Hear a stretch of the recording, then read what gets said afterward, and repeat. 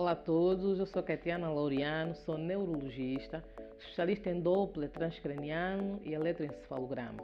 Vamos falar um pouquinho sobre a epilepsia, vamos fazer aqui alguns esclarecimentos, esperamos tirar algumas dúvidas com relação a esta patologia. Fiquem atentos. Bom, a epilepsia encontra-se dentro do grupo das doenças neurológicas do sistema nervoso central, que nada mais é do que a atividade cerebral excessiva que é decorrente da excitação neuronal.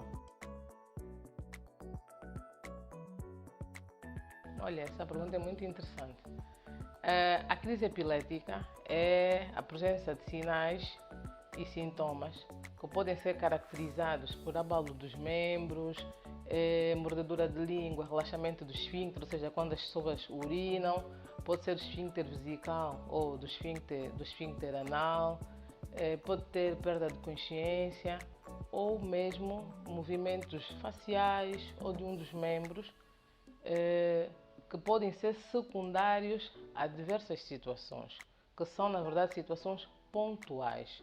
A crise epilética é diferente da epilepsia. Okay? A epilepsia já é um diagnóstico de uma síndrome epilética estabelecida.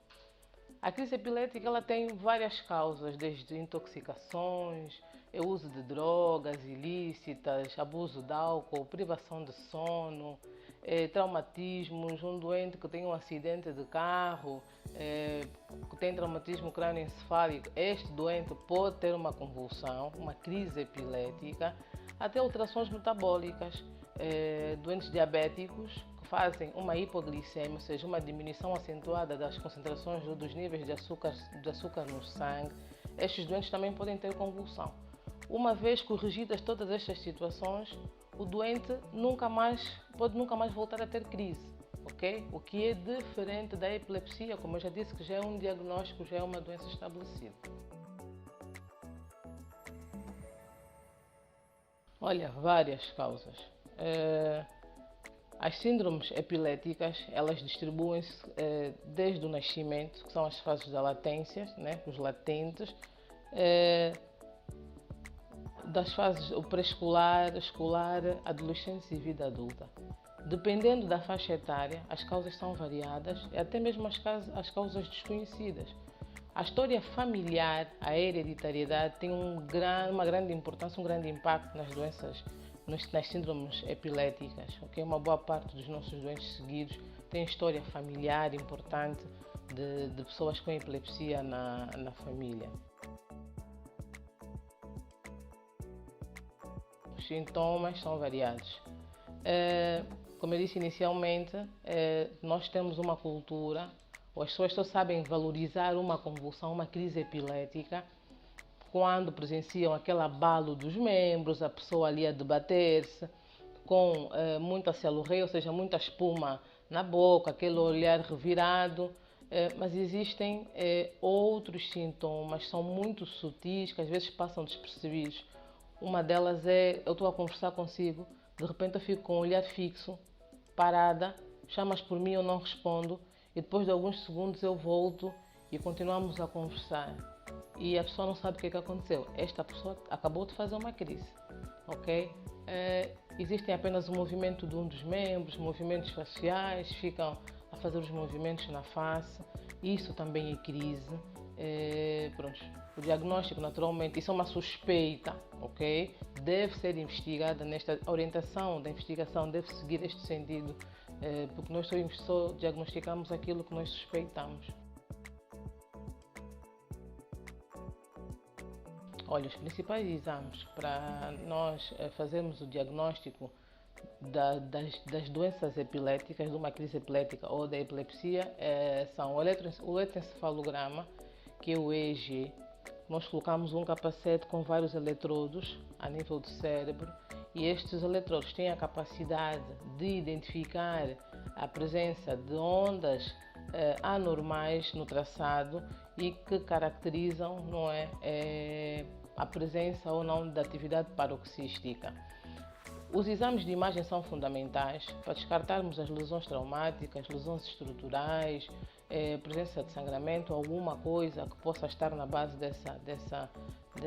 desse episódio epilético. Em alguns casos, depois de uma cirurgia, estes doentes ficam bem, deixam de ter crises, dependendo do que é que nós vamos encontrar nos exames de imagem. E o que pode ser feito também, a punção lombar. Quando falo de exame de imagem, falo de TAC, tomografia, falo de ressonância. E a punção lombar também é importante para descartarmos as infecções do sistema nervoso central, que muitas das vezes a única apresentação que esses doentes têm é uma convulsão. Fez febre há alguns dias, deixou de fazer febre, depois teve uma crise epilética. Quando fazemos uma punção lombar, identificamos a causa desta convulsão, uma infecção do sistema nervoso central, nomeadamente as meningites, que são as mais frequentes, e depois de tratar esta infecção do sistema nervoso central, esta meningite, os doentes ficam bem, deixam de ter convulsões. Boa. Durante uma convulsão, quando recebemos os doentes, sobretudo na urgência, ouvimos sempre a família dizer: olha, põe um pau na boca para não morder, põe um pano. Pronto, todos esses procedimentos são errados, porque podem causar asfixia, podem causar trauma, tanto da língua quanto dos dentes. Depois a pessoa pode broncoaspirar, ou seja, pode engolir estes objetos que são colocados. Durante as crises, o que nós aconselhamos sempre é deitar sempre que possível o doente num lugar confortável, seja num tapete, evitar que ele, durante os movimentos, tenha algum objeto do lado para que ele não se machuque, não haja cortes, não haja ferimentos. Deitá-lo sempre que possível por cima do braço esquerdo e deixá-lo ter a convulsão. A convulsão dura em média 2 a 3 minutos, máximo 5 minutos. Elas normalmente cessam por si só. Depois disso, o mais importante é socorrer esta pessoa até uma unidade hospitalar para receber o atendimento adequado para este tipo de episódios.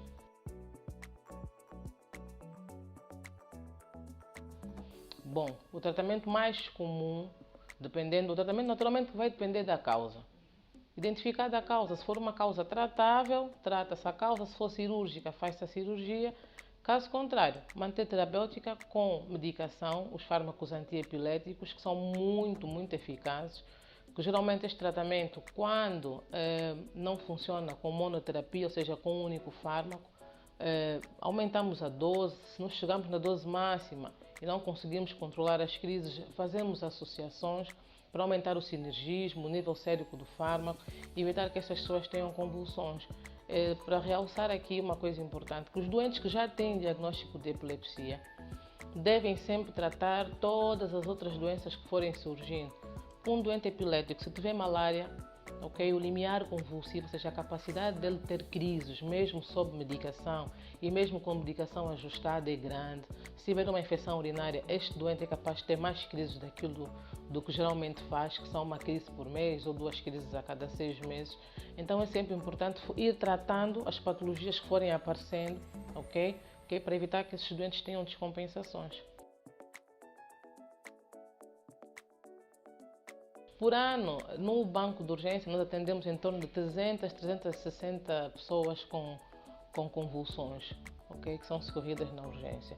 E em acompanhamento em consultas externas de neurologia adultos, ou seja, em neuropediatria e em neurologia de adultos, temos mais de 600 doentes em acompanhamento.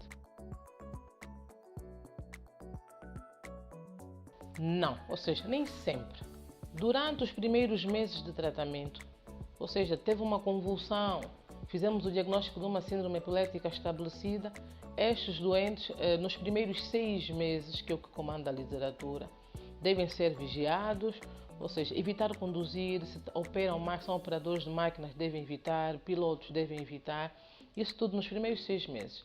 Se ficar 6 meses com as crises controladas, nós começamos a abrir ou seja, começamos a dar a ele mais autonomia. Já pode conduzir, já pode fazer outras atividades, natação, futebol, ou seja, estimulamos a vida normal. 1 ano sem crises, sob medicação, iniciamos o desmame, para tentarmos retirar a medicação e muitas pessoas ficam bem, nunca mais voltam a ter crises. Outras pessoas precisam de manter o seguimento, ou seja, os doentes epiléticos, desde que tenham as crises controladas, seguimento regular em consulta de neurologia, estes doentes podem fazer vida absolutamente normal.